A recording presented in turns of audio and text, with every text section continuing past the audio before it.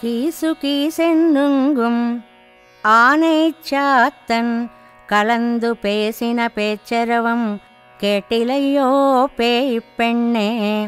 காசும் பிறப்பும் கலகலப்பக்கை பேர்த்து வாசனரும் குழலாயிச்சியர் மத்தினால் ஓசைப்படுத்த தைரரவம் கேட்டிலையோ நாயகப் பெண் பிள்ளாய் நாராயணன் மூர்த்தி.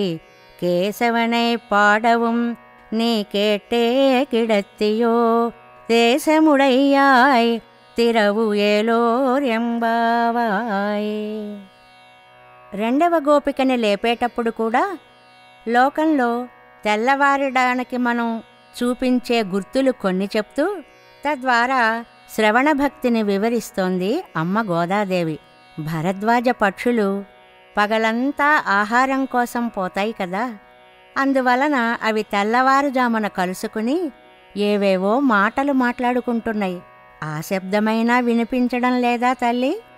పిచ్చిదానా, పెరుగు చిలికే వేళ గోపికల జుట్టుముడి వీడి ఆ కేశాలలో ఉన్న పూలు సుగంధాలు విరజిమ్ముతున్నాయి, గాజులు గలగలమంటున్నాయి, మంగళసూత్రాలు మెడలో ఆభరణాలు ధ్వనిస్తున్నాయి. ఆ చప్పుళ్ళు వినిపించడం లేదు? ఓ నాయకురాలా, నారాయణుడు అంతటా వ్యాపించి ఉండే స్వామి. ఆయన మనమీద ప్రేమతో శ్రీకృష్ణునిగా అవతరించాడు, రాక్షసుల్ని సంహరించాడు.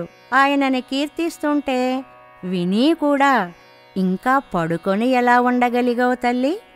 నీ తేజస్సు మాకు తెలుసులే, దానిని మేము అనుభవించేలా దర్శించేలా తలుపు తెరవవమ్మా అంటూ గోపికను లేపినట్లుగా చక్కటి భావాన్ని అందించింది ఆండాళ్ తల్లి.